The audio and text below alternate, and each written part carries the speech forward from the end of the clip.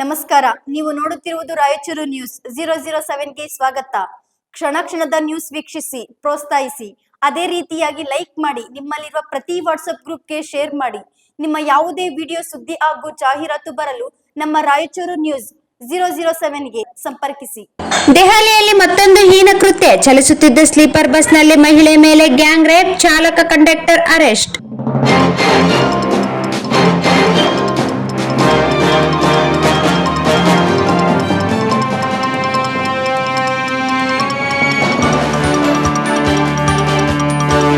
ಚಲಿಸುತ್ತಿದ್ದ ಖಾಸಗಿ ಸ್ಲೀಪರ್ ಬಸ್ನಲ್ಲಿ 30 ವರ್ಷದ ಮಹಿಳೆಯ ಮೇಲೆ ಸಾಮೂಹಿಕ ಅತ್ಯಾಚಾರ ನಡೆದ ಘಟನೆ ದೆಹಲಿಯ ನಂಗ್ಲೋಯಿ ಪ್ರದೇಶದಲ್ಲಿ ನಡೆದಿದೆ. ಪ್ರಕರಣ ಸಂಬಂಧ ಬಸ್ ಚಾಲಕ ಮತ್ತು ಕಂಡಕ್ಟರ್ ಅನ್ನು ಬಂಧಿಸಲಾಗಿದೆ ಎಂದು ಪೊಲೀಸರು ಗುರುವಾರ ತಿಳಿಸಿದ್ದಾರೆ. ಆರೋಪಿಗಳು ಸೋಮವಾರ ತಡರಾತ್ರಿ ಈ ಕೃತ್ಯ ಎಸಗಿದ್ದಾರೆ.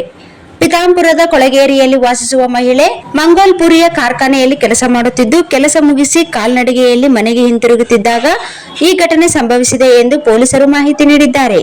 ಸರಸ್ವತಿ ವಿಹಾರನ್ ಬಿ ಬ್ಲಾಕ್ ಬಸ್ ನಿಲ್ದಾಣಕ್ಕೆ ಸಂತ್ರಸ್ತ ಮಹಿಳೆ ಬಂದಿದ್ದರು. ಈ ವೇಳೆ ಅಲ್ಲೇ ನಿಂತಿದ್ದ ಸ್ಲೀಪರ್ ಬಸ್ನ ಬಾಗಿಲಿನಲ್ಲಿದ್ದ ವ್ಯಕ್ತಿಯನ್ನು ಸಮಯ ಎಷ್ಟಾಗಿದೆ ಎಂದು ಕೇಳಿದ್ದರು. ಆಗ ಆತ ಸಹಾಯ ಮಾಡುವ ಬದಲು ಮಹಿಳೆಯನ್ನು ಬಸ್ಸಿನೊಳಗೆ ಬಲವಂತವಾಗಿ ಎಳೆದುಕೊಂಡಿದ್ದಾನೆ ಎಂದು ಪೊಲೀಸರು ತಿಳಿಸಿದ್ದಾರೆ. ಬಸ್ನೊಳಗೆ ಎಳೆದುಕೊಂಡ ಬಳಿಕ ತಕ್ಷಣವೇ ಬಾಗಿಲನ್ನು ಮುಚ್ಚಿದ್ದಾರೆ. ನಂತರ ಸುಮಾರು 2 ಗಂಟೆಗಳ ಕಾಲ 7 ಕಿಲೋಮೀಟರ್ ವರೆಗೆ ಬಸ್ ಓಡಾಡಿಸಿದ್ದಾರೆ. ಈ ವೇಳೆ ಇಬ್ಬರು ಆರೋಪಿಗಳು ಅತ್ಯಾಚಾರ ಮಾಡಿದ್ದಾರೆ ಎಂದು ಮಹಿಳೆ ಹೇಳಿಕೆ ನೀಡಿದ್ದಾರೆ ಎಂದು ಪೊಲೀಸರು ತಿಳಿಸಿದ್ದಾರೆ.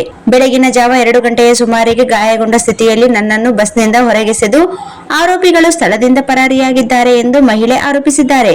ಬಸ್ ಪರದೆಗಳನ್ನು ಹೊಂದಿದ್ದರಿಂದ ಒಳಗಡೆ ಏನಾಗುತ್ತದೆ ಎಂಬುದು ಹೊರಗಡೆಯವರಿಗೆ ಕಾಣಿಸಿಲ್ಲ. ಘಟನೆ ಬಳಿಕ ಸಂತ್ರಸ್ತೆ ದೂರು ನೀಡಿದ್ದಾರೆ ಎಂದು ಪೊಲೀಸರು ಪ್ರತಿಕ್ರಿಯೆ ನೀಡಿದ್ದಾರೆ.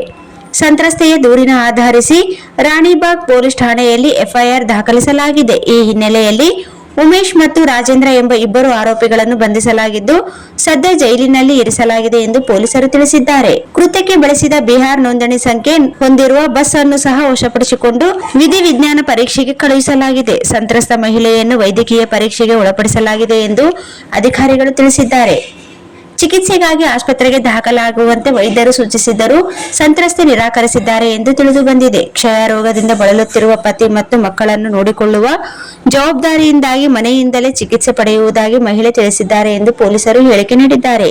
ಪ್ರಕರಣವನ್ನು ಎಲ್ಲಾ ಕೋನಗಳಿಂದಲೂ ತನಿಖೆ ನಡೆಸಲಾಗುತ್ತಿದೆ. ತನಿಖೆಯ ಭಾಗವಾಗಿ ಹಣಕಾಸಿನ ವಿವಾದವನ್ನು ಪರಿಶೀಲಿಸಲಾಗುತ್ತಿದೆ ಎಂದು ಅಧಿಕಾರಿಗಳು ತಿಳಿಸಿದ್ದಾರೆ. ಮರುಕಳಿಸಿದ ನಿರ್ಭಯ ಪ್ರಕರಣ. ದೆಹಲಿಯಲ್ಲಿ 2012ರಲ್ಲಿ ನಡೆದ ನಿರ್ಭಯ ಪ್ರಕರಣ ದೇಶದಾದ್ಯಂತ ಭಾರೀ ಸಂಚಲನ ಸೃಷ್ಟಿಸಿತ್ತು. ಚಲಿಸುತ್ತಿದ್ದ ಬಸ್ನಲ್ಲಿ ಯುವತಿಯ ಮೇಲೆ ಸಾಮೂಹಿಕ ಅತ್ಯಾಚಾರ, ಕ್ರೂರ ಚಿತ್ರಹಿಂಸೆ ನಡೆಸಲಾಗಿತ್ತು. ಕೃತ್ಯದ ಬಳಿಕ ಗಂಭೀರ ಸ್ಥಿತಿಯಲ್ಲಿದ್ದ ಯುವತಿಯನ್ನು ಹೊರಗಡೆ ಎಸೆದು ಅಪರಾಧಿಗಳು ಪರಾರಿಯಾಗಿದ್ದರು. ಬಳಿಕ ಯುವತಿ ಚಿಕಿತ್ಸೆ ಫಲಿಸದೆ ಮೃತಪಟ್ಟಿದ್ದಳು. ಈ ಪ್ರಕರಣವನ್ನು ಖಂಡಿಸಿ ದೇಶದಾದ್ಯಂತ ಪ್ರತಿಭಟನೆಗಳು ನಡೆದಿದ್ದವು.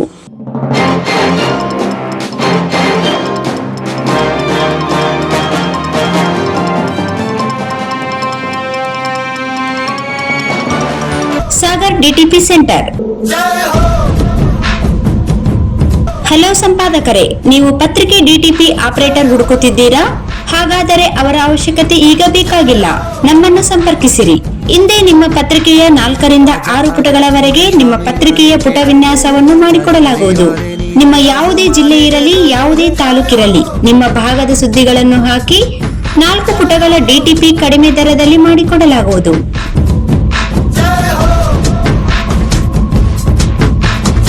ಹಿಂದೆ ಸಂಪರ್ಕಿಸಿ.